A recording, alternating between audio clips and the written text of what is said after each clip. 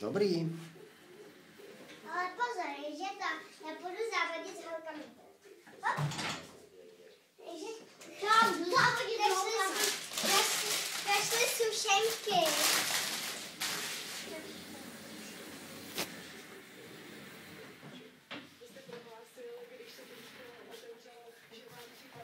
Dědo,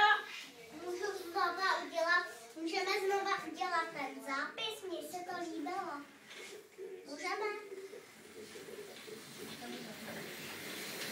Já jako přijdu, já.